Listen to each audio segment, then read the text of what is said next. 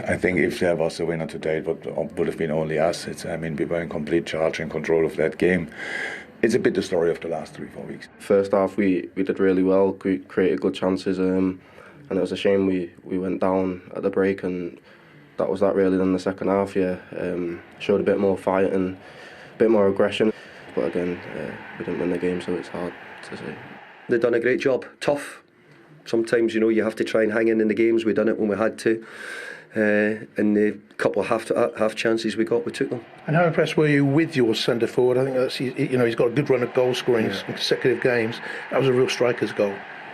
We see a lot of good things in the modern football, but sometimes seeing a really good headed goal is always something we like. One thing with us, we keep digging in. We always believe that we'll get a goal. And when we went 2-1 down, we just kept pushing, kept looking after ourselves, making sure we didn't concede another, and managed to get the equaliser. It's not a great day for Liverpool FC. We come here and it's not that you feel now, oh my God, we were unlucky, obviously, but unlucky too often is most of the time your own fault, and we know that. It's not that we blame anything else. And so now let's recover and then we go again.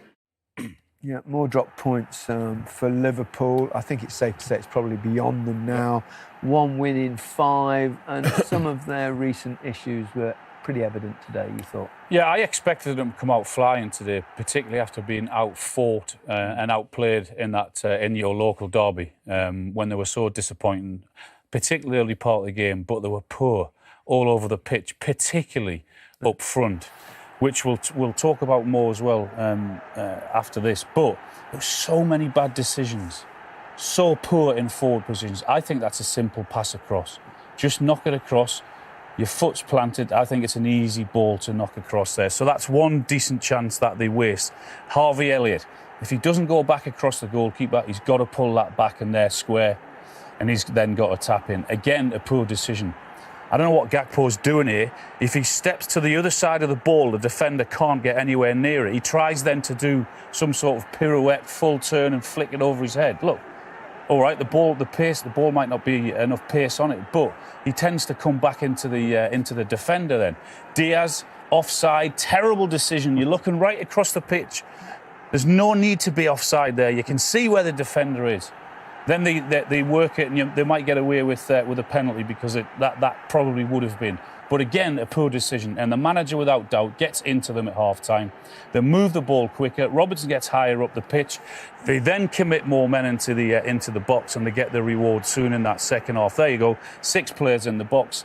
It falls to Robertson, gets his strike away in the back of the net. And this went on for 20-25 minutes. So they were a little bit better again. Then they create another really good opportunity again.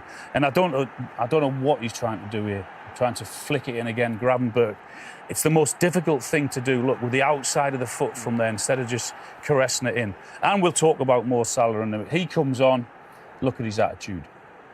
Good throw-in, get down the line, have a look where he is. He's moved about 5 yards. There's no one in the box there, not even him. And look at him, look, you can see. So there's without doubt, there's issues there. Yeah. Well, you can see it there from the graphics at finishing slump. Very interesting incident at the end of the game between Areola and Gakpo, wasn't there? Slight shades of Arsenal in the Championship, in the Champions League. What did you make of it? I thought very odd. The referee's had an absolute nightmare, as you can see now. So the referee's running off, he's saying to play on. He stops and he actually tells the goalkeeper to get up. Yeah, come on, let's get on with it. Yeah. Says it a couple of times. He says it a couple of times. And then he finally gets up. Then he runs off and he says play. Right, so play. Play on. And now he's turned his back to it. I think Gakpo should have just went and finished that. Yeah. He should have went and finished it. Now he's blowing the whistle. I don't know what's going on. Yeah. But now he's going there. I don't know what's happening now, Al. It's like, what's going on? It's very messy. I think the referees made the error of not blowing. When the goalkeeper has collided with the post, that's when the referee should have stopped the player and blown the whistle. He hasn't blown the whistle, which is an error. But this is odd. He's telling the goalkeeper now, you've got to go down. Yeah, but look, the referee calls the physios on and the doctors on. They're not even ready. They don't even think he's injured. He's not injured. He's trying to rectify the mistake that he's made. If Gakpo had knocked that in, it would have been. Oh, loved it. That's what Don't know why he didn't. Yeah. That's a massive howler. I mean, it wouldn't have been a goal because he'd have blown the whistle. It was a very messy situation caused by the referee. Yeah, I agree. Another messy situation, a little bit we saw between Salah and Mo Salah and Klopp at the end of the game. He's left him out, obviously, and then there's clearly a spat going on here. Yeah. I mean, we don't know what Klopp has said to him there. He's said something that's riled him. Yeah. He's obviously got the right hump with being left out, and probably rightly so. Yeah. Even though he hasn't hit the heights that Mo Salah has done over the years, he's been an unbelievable player. Shakes hands with David Moyes and ignores Jurgen. Jurgen. He gives the Liverpool fans a little round of applause and goes straight down the tunnel. Yeah. But we're guessing as to what Jurgen said to him. We can't know. Yeah. But I understand that if Mo's got the right hump, because the number of times he's been to Liverpool's saviour and Liverpool's superstar. Yeah. He's got 17 and 25 league starts. It's really good. I mean, anyone else, you'd look at that and think that was unbelievable. Injury. Yeah. But absolutely, yeah. So it's a shame. It's a shame that it's going to end like that, because... And that's what happens when someone announces they're going to leave before the end of the season. And I just hope we don't fall out in. I just hope we don't fall out today, OK? Stick with us. Carrie Brown, beIN Sports with Jurgen Klopp. Jurgen, you dominated possession, 8 shots on target. It looked like that refreshed team in the first half was going to save you legs a bit for the second, but it wasn't to be, to get the 3 points at least that you wanted today. What have you said to your team post-match? Bit of the story of the last 3-4 weeks. So we play well. We didn't play in all games well, but majority of them we played well, created a lot or absolutely enough to win the game. And I think today there was only one team who should have won that game, us. But we concede the goals we concede. 1-0 down again. Our first half obviously played a lot of good stuff, not highest intensity, which is not possible at the end of this 10-day spell with 4 games, but we were in control. But when we miss chances, throwing arms, frustrated, stuff like this, we have to give ourselves a chance to do that differently, because it's now not that just because we didn't score for a while, we'll never score again. We just can minimize the period until now and then, and thank God we did that with an early goal in the second half. Had other big chances, scored the second one, are 2-1 up, and concede with a cross and a great header in a moment where we should have and could have controlled the game again. But that's the story of the last 4 weeks, and now we stand here with a point. It's not enough, but we cannot change that anymore. When you say it's not enough for the title, or not? You said you're not going to raise the white flag. Not yet. I don't think we are in a position to talk about that. I don't even know the situation. And if Arsenal wins tomorrow, somebody told me now they are 5 points ahead or whatever, 3 games to go. So we don't raise the white flag, but we have to win football games. And I saw my team fighting against everything today as well, the legs and stuff like this. It's difficult, so a lot of good football, a lot of good stuff, and I really hope that nobody got hurt, and then we will have now a longer period until we play again. We will try to use that and go again. Talking about throwing arms up, you will have already heard that it was put on screen that there was a discussion between you and Salah when he was about to come on, and looking ahead. You've got Tottenham next. They play against the North London derby. Will you be watching? What? They play tomorrow. No, I don't know. I don't know yet if I will want to watch that game, because it's enough if I see the result. But the analysis is not only that game. Obviously, a few more games, but probably I will watch it, I think. And the Salah thing, anything? No, but we spoke about that already in dressing room, and it's done for me. To slip up twice and Liverpool be in that right frame of mind to pounce on those mistakes, from what we've seen in the last 2 or 3 games, it seems impossible. But City to slip up twice and Liverpool be in that right frame of mind to pounce on those mistakes, from what we've seen in the last 2 or 3 games, it seems impossible. But like you said, at the end of the day, right now, they've just got to win all the rest of their games and hope that does happen, and hope like Arsenal mess up tomorrow and City mess up against Nottingham Forest, which for me at the minute, it doesn't seem very likely. Yeah, agreed. I think they're going to have to win probably pretty much all of their games. But you could just see there's a little bit of I won't say nervousness, because I think Liverpool have been there and done it before, so I won't say it nerves, but you can just see that it's getting quite tense. You just saw the situation, him and Salah on the sideline. He seems a bit hard, and certainly at Anfield at the minute. Yeah, they conceded first once again. It's the 16th different Premier League game. They've been down 1-0. Well, I've been saying it for a while. I've got, like, obviously you have your friends who supports, and they're a little bit leery at the minute, especially when Liverpool are up there. But I've been saying for a while, you can't keep going behind and think at some point your luck is not going to run out, because there's some teams that don't often concede. Their luck's just run out, I feel, in terms of their goal scoring. Like, they've always made loads of chances, and you would say 35% of them they would most probably take, whereas I feel like now it's gone down to 20% where they're not taking the chances they are getting. Nunez is getting chances, Salah was getting chances, Diaz, who we saw hit the post again today, it's gone down to 20% where they're not taking the chances they are getting. Nunez is getting chances, Salah was getting chances, Diaz, who we saw hit the post again today, they're just not taking the chances they're getting. And if you keep missing those chances in a race leading up to the title, you're going to fall behind somewhere. Joint most in a single campaign for West Ham since Paolo Di Canio in 1999-2000. 1-0 at that point, Liverpool fight back, they lead 2-1, and then West Ham manage. Season, fantastic. But what I like is when he gets the ball in, certainly in these attacking areas, it's the quality he puts in the box. Because he's an attacker, he knows exactly how he'd want the ball delivered into the box. And it's a little dinky pass. He doesn't smash it in there, just leaves it into an area which tells Antonio, listen, go and attack it. I think it's almost behind him a little bit, but good movement, spins in behind the defender. There is no pressure on the ball there, and he just leaves it in an area, and Antonio there. It's a little bit behind him, so he has to generate the power. But once he gets up there, I mean, it's a... The marking there in terms of, Endo could have stepped forward, but I mean, look, he had 3 Liverpool players around him. Any one of them at any given time could have engaged and made that cross a little bit difficult. But like Bennett said, when you're putting the ball in the box and you're putting it in with that quality and you've taken a pace off it, you're asking, you're saying to your striker, look, you have all the time in the world, just hit the target and guide it to wherever you want, and that's what Antonio did. It didn't actually happen inside the white lines. It happened just on the side of it. Huge, huge moment here between Mo Salah and Jurgen Klopp. Now, Klopp didn't want to say, understandably so, what was being discussed between the two, but that body language is frustration. Well, it's like Benny said, emotions. Yeah. The one thing I would point out is that I don't think anybody's used to seeing Mo Salah like that amped up. So for me personally, it's good to... It's understandable. Yeah, he did say in the mix zone after, there's a video doing the rounds where he said, if I speak now, there'll be fire. Yeah, so he's probably done the right thing, but not saying that, but not speaking at all. Because, he can get himself in more trouble. But listen, they're 2 emotional guys, 2 top of their top manager, top player. You get these type of things. Well, at full time, we saw how deflated Jurgen Klopp looked. How's he feeling now? Here is the Liverpool head coach. The overall feeling coming away with a point?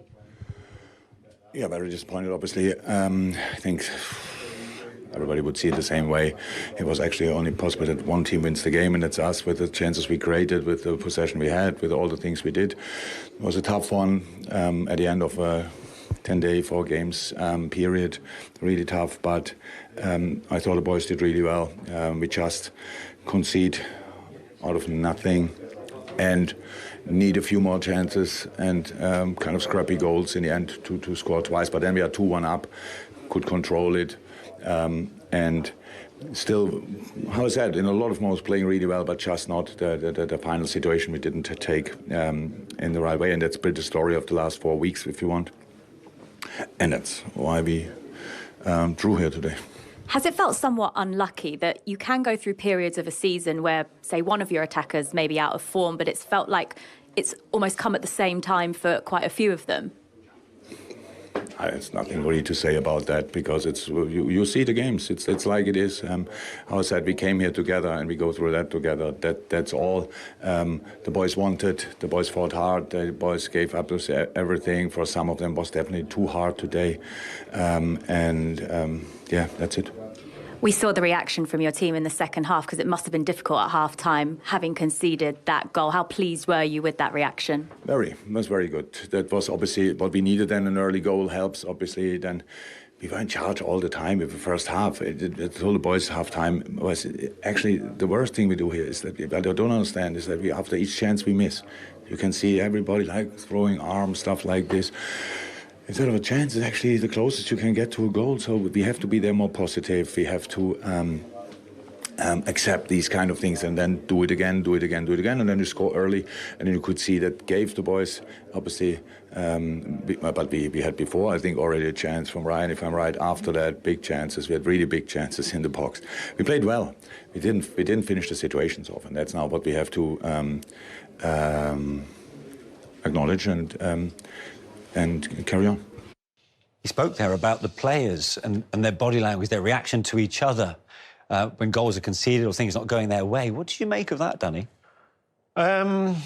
It's reasonably normal to see players' frustrations when things aren't going your way. Does it sum up where they're at right now? Yeah, it does a little bit. It takes a lot. I mean, it takes elite mentality and experience to actually quickly overcome those disappointments and keep everyone on board on the game plan and just get over those hurdles in a game. At the moment, you can sense, and we actually sensed it before the game, seeing their body language. It's a big thing in football. Yeah. You know, the positive energy you need every time you step out on the pitch. And I think it was a good spot from Jurgen, and it's happened for the last few weeks now. One thing he also would have spotted was this from Mo Salah. We saw this on the cameras, of course, preparing to come on.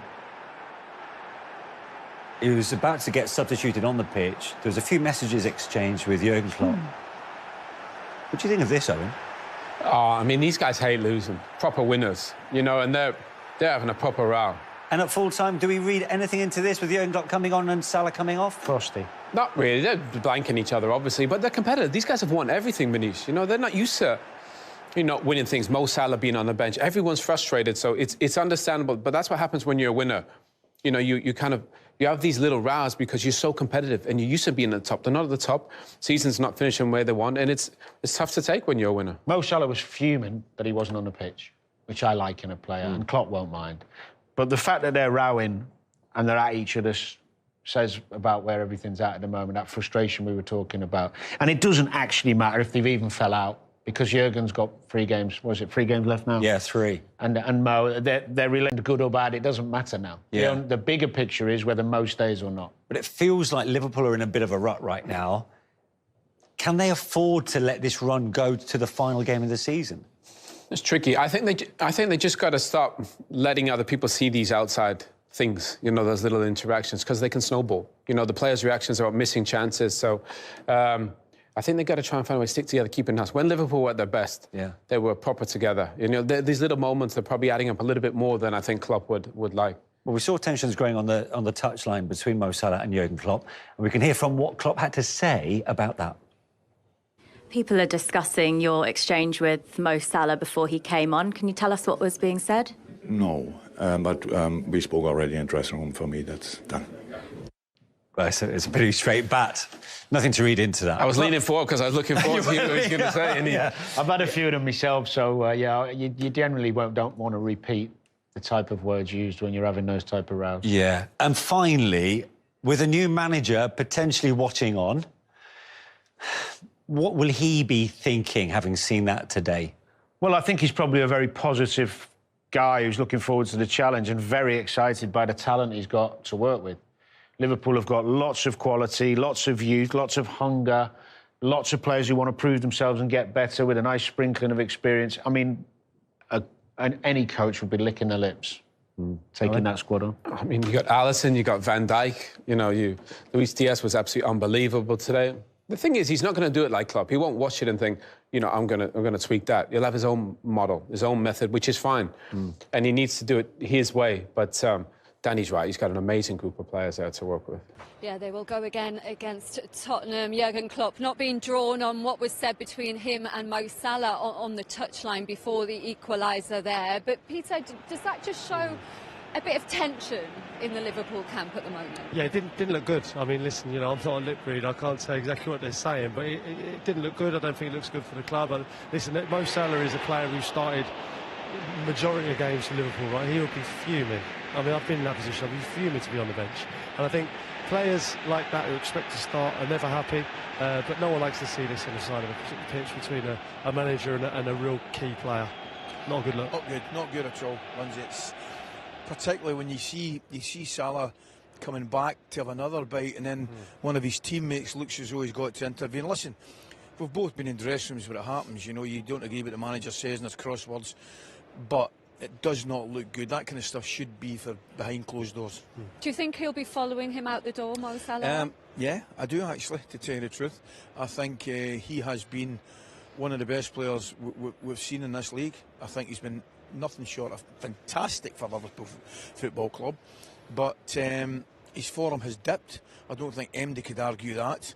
And it just looks to me, and it is guesswork, but it looks to me as if it might be moving. And I think it might be one of these situations where it suits both parties. It might suit Mo Salah now to move on, and it might suit Liverpool to reinvest the money, clearly the money that they'll get for him. OK, well, we'll talk more about Mo Salah, more about Liverpool. We will hear from David Moyes as well, with more to come from the London Stadium after a 2-2 draw. But coming up next on TNT Sports 1, it's a big day in the Gallagher Premiership Rugby with Hugo Monnier and the team. Yeah, let's get some more post-match reactions, shall we, on events at the London Stadium. Delighted to say we can hear a person who delivered a goal and an assist, actually, for West Ham. Jared Bowen joins us pitch side. Jared, great to see you. How do you reflect on that pretty eventful 90 minutes? Yeah, it was a tough game. I think we knew it was going to be tough. They were a top side. We knew they'd dominate with the ball and create chances, but you know, we knew that we could create chances as well, and yeah, we took our chances well in the end.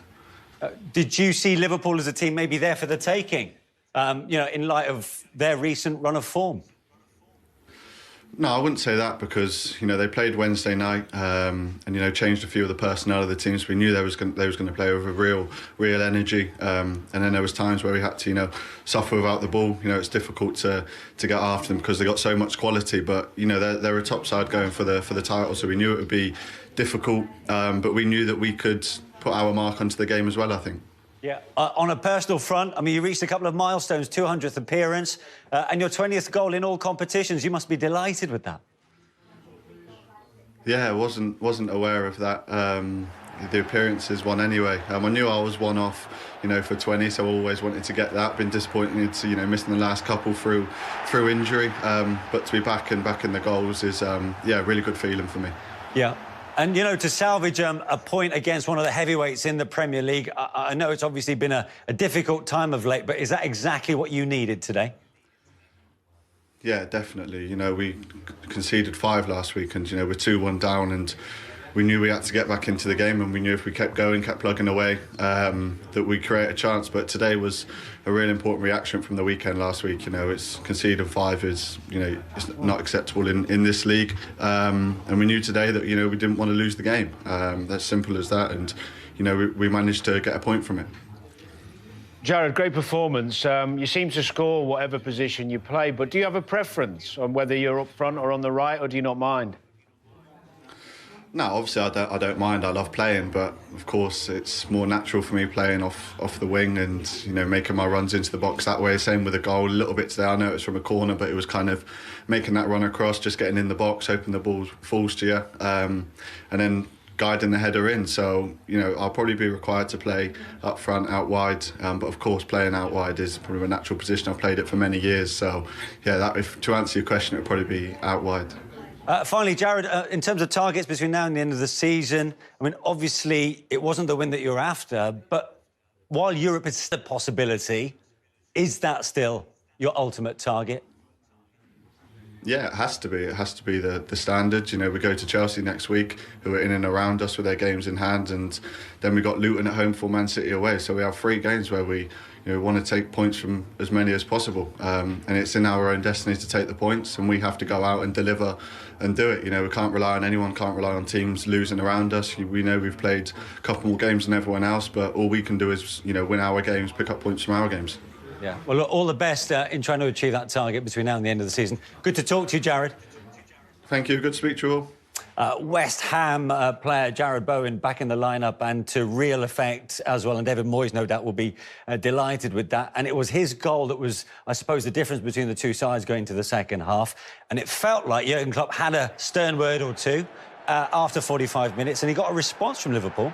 Well, yeah, they started the second half well and got back in the game through quite an unusual goal in many respects. I think the keeper might have seen it late. Andy Robertson there, unusual finish. It was a bit like a slow shot, really. Then you see the 2 bodies in front. Maybe he sees it late, because you would expect him to save that. But it was a decent reaction from Liverpool. They dominated that part of the game and maybe could have scored again. Yeah, I mean, they were pushing all game. You know, they just needed one to go in, and then it was going to change the momentum. I do think Danny's right. Areola sees that late. Ogbonna and Zuma in front of it makes it difficult for him. Yeah, you can see him. He's trying to make a point there. Too many bodies in front of him, actually, to try and get to the ball in time. But soon after, I mean, this was quite a calamitous way, really, from a West Ham perspective, in how Liverpool then took the lead. Well, I actually thought when this went in, because this is what hasn't happened for Liverpool in recent weeks, that bit of luck where you have a miss hit, it hits 3 people, then goes in. They've needed that, and that's when I thought they'd go on and win the game comfortably. And it wasn't meant to be. But, yeah, you could see the relief in Gakpo. I don't think he could be trying to claim that, because he's mishit it so badly, but it's gone in. And that little bit of luck, I thought, maybe, even though too late, today has come, and maybe they'll then go on from a more comfortable position to win the game. But this was a terrific response from West Ham. Yeah, and Bowen playing a key role. I'll tell you what, I mean, this is some ball from a brilliant player. Comes inside. The weight of that is perfect. You know, people talk about his goal scoring and his finishing, and rightly so. But, you know, to come inside here, obviously left-footed, Robertson gets twisted a little bit. Endo's not marking anyone. He's got to get out to him. That's your job. When a winger or somebody comes inside, that's yours. Van Dijk's going to stay in his natural position, but the ball from Bowen is amazing. To get that up and down there over Kwanzaa, who's massive, is amazing. Do you know what was interesting, just talking to him about the preference of playing on the right to being a centre-forward? I was surprised at that. Were you? Yeah, because obviously on the right, you've got to do more defending. But it says a lot about his attitude, that he doesn't mind, because he can come later into the box and also produce assists like that, because that was a beautiful, beautiful cross. Yeah, but there was a chance, of course, for Liverpool to try and snatch a late winner, Harvey Elliott. Yeah, I mean, to be fair, they absolutely dominated the game. Possession, shots. They've got so many ball players out there. Mo Salah, Nunez come off the bench there. He's so unlucky, Harvey Elliott. You know, he just a little bit too high, comes off the crossbar, but they dominated the game. They just didn't take the chances. It's the 24th time they've hit the woodwork this season. I know, and Darwin Nunez has done 23 of them. I like Harvey. He never hides, even when things are going badly. You know, he'll lose the ball, go and get it again. He'll try and impact the game, shots, assists. You know, I know he's done well coming off the bench, and he started today, but I like the fact that even late on, he wanted to try and impact the game. He's got that bit in between his teeth.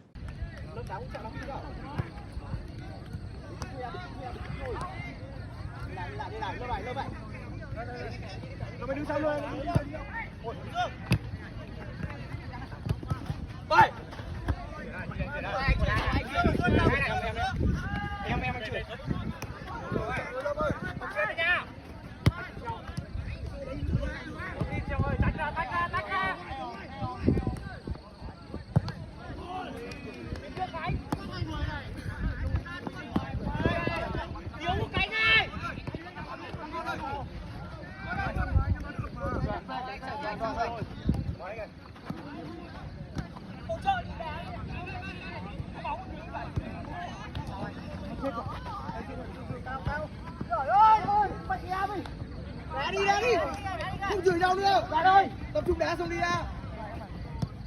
Lên cơ. Nhìn ai ngoài này. Tốt. Tập trung đá đi, tập trung đá đi. Tập trung đá đi. Tập trung đá đi. Rồi, được rồi anh ơi. Trước người đi, trước người đi. Sau này, trước là hai người lại. Bỏ sau anh ơi. Anh cho sát một con người. Anh ra sau trước.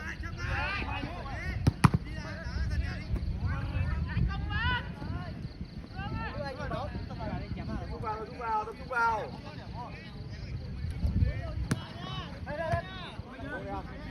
Đây.